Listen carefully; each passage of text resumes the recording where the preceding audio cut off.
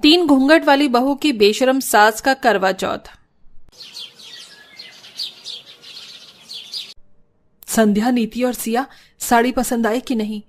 माँ जी देखिए ना, मुझे ये साड़ी अच्छी लग रही है। दिखा तो जरा। अरे बहू, कम से कम अब इस घूंघट को तो ऊपर कर देती। पेट तक तूने घूंघट किया हुआ है, ऐसे में तो तुझसे शॉपिंग भी नहीं होगी। नहीं माँ जी, मुझे अब इस घूंघट की आदत हो गई है, मैं इससे भी शॉपिंग कर लेती हूँ। और सिर्फ मैं ही नहीं, सिया और नीति भी इसी तरह शॉपिंग कर रही है। अच्छा ठीक है, वैसे जो साड़ी तू घूंघट में भी ढूंढ कर लाई है वो बहुत अच्छी लग रही है। अरे नीति, सिया, तुम्हें कुछ पसंद आया कि नहीं? हाँ माँ जी, करवा चौथ के लिए ये साड़ी मुझे अच्छी लग रही है। ठीक है, जो भी तुम्हें अच्छा लग रहा है वो जल्दी से लेकर आओ, मैं पैक करवा देती हूँ। शकुंतला ऐसे बोलकर अपनी बहुओं को लेकर काउंटर पर आ गई और साड़ियों को पैक करवाने लगी। हाँ जी मैडम जी, आपकी ये वाली साड़ियां पैक करनी है? हाँ ये। शकुंतला और हिमांशु दोनों ही एक दूसरे को देखकर कुछ देर के लिए मानो जम गए हो। अब ठीक तो है माँ जी? हाँ हाँ हाँ, मैं ठीक हूँ। मुझे क्या होगा? जल्दी जल्दी से पैक करवाकर ये साड़ी ले आओ, मैं बाहर इंतजार कर रही हूँ। शकुंतला ऐसे बोलती हुई बाहर चली गई। वहीं काउंटर पर लगे हुए आदमी ने उसकी बहुओं की ली हुई साड़ियों को पैक किया और तीनों बहुएं उससे बिल कटवाने लगी। तीनों ही बहुएं कंफ्यूज थीं कि आखिर उनकी सास और उस आदमी का एक दूसरे से क्या रिश्ता है, लेकिन उन्होंने खुलकर कुछ पूछा नहीं। शकुंतला जब से बाजार से आई थी तभी से वो गुमसुम थी। सिया, ये माँ जी को क्या हो गया है? जब से बाजार से आई है तब से बस ऐसे ही खोई खोई सी है। उस आदमी और माँ जी का जरूर कोई ना कोई रिश्ता है।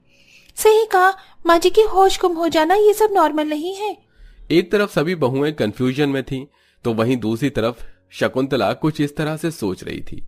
मैं तो उसको भूल चुकी थी, नाम भी याद नहीं करना चाहती थी मैं उसका, लेकिन इतने सालों के बाद भी वक्त ने मुझे वहीं लाकर खड़ा कर दिया।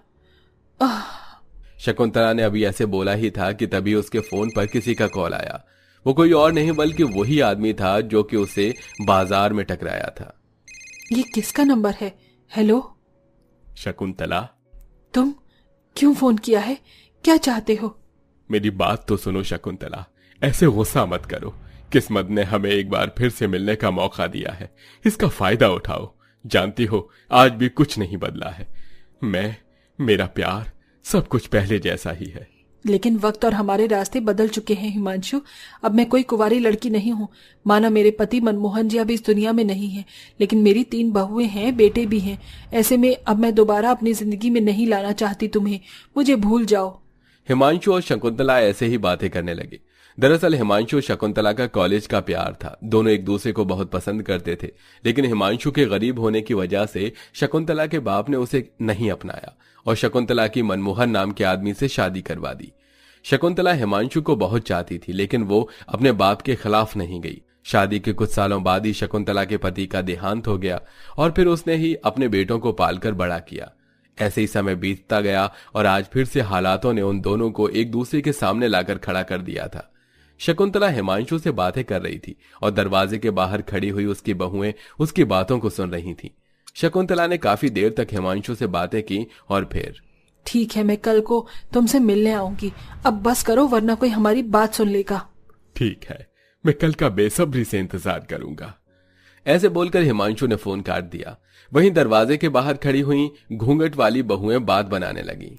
हे राम, माँ जी ने तो हद ही कर दी। हमारी सासू माँ तो बहुत ज्यादा बेशर्म है।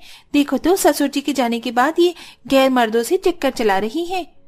माँ जी कल किसी से मिलने जाने वाली है, चलो हम भी नजर रखेंगे। ठीक है, हम भी तो देखें कि आखिर माँ जी कहाँ जाएंगी।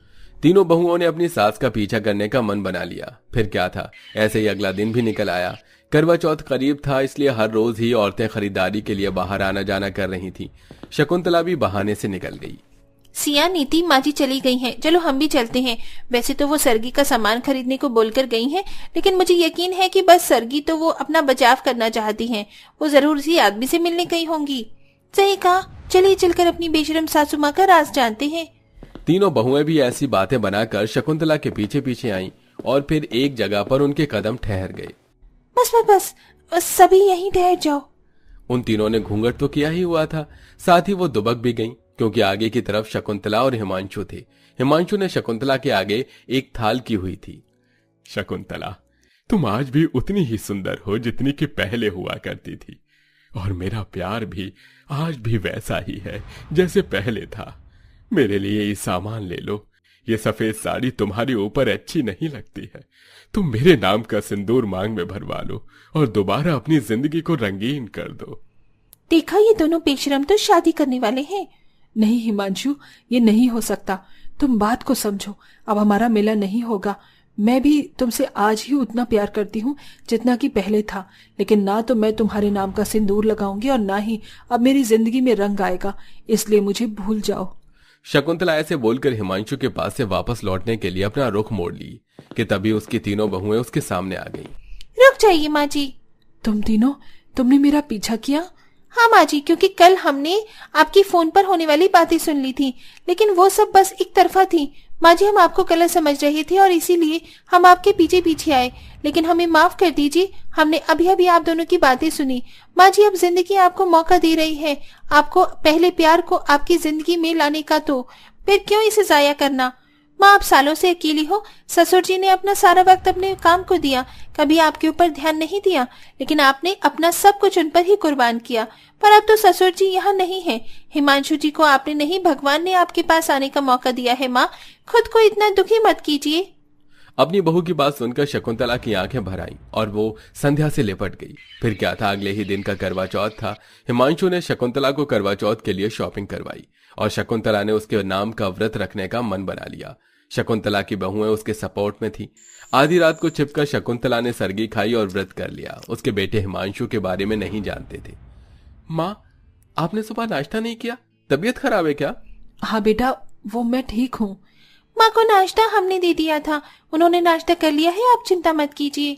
सिया ने बात को संभाल लिया, लेकिन शकुंतला परेशान थी कि वो हिमांशु के बारे में अपने बेटों को कैसे बताएगी।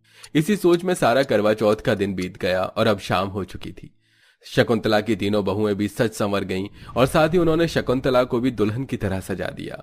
बहुओं, मुझे क्यों तैयार कर रही हो? क्योंकि आज ही के दिन हम आपकी शादी करवाएंगे माँ जी। क्या कहा? हाँ माँ जी, माना कि आपके लिए मुश्किल है, लेकिन एक ना एक दिन तो ये होना ही था ना। आप फिक्र मत कीजिए, हम आपके साथ हैं। सिया की बात सुनकर शकुंतला कुछ शांत सी हो गई, लेकिन वो घबराई हुई ही थी। ऐसे ही शाम को छत पर चांद देखने जाने का समय हो गया। शकुंतला भी सज धज कर छत पर आई। उसे देखकर उसके तीनों बेटे चौंक गए। माँ? वीर जी, हम लोग आपको सब कुछ बता देंगे। मैं ही बता देता हूँ, तुम्हारी माँ और मैं शादी कर रहे हैं। हिमांशु ने आकर अपना राज खोल दिया और फिर पूरी बात सभी के सामने आई। तीनों बेटे अपनी माँ पर गुस्सा कर रहे थे, लेकिन फिर उनकी पत्नियों ने उन्हें समझाया। आप सभी गुस्सा करना बंद कीजिए। माँ जी अगर दूसरी शादी कर भी रही हैं तो इसमें गलत क्या है? जरा सोचिए, अगर माँ पहले चली जाती तो क्या बाबूजी दूसरी शादी नहीं करते? हाँ, अगर कर भी लेते तो आप ऐसे ही उनके ऊपर भी उंगली उठाते क्या? नहीं, तो फिर माँ को क्यों रख रहे हैं?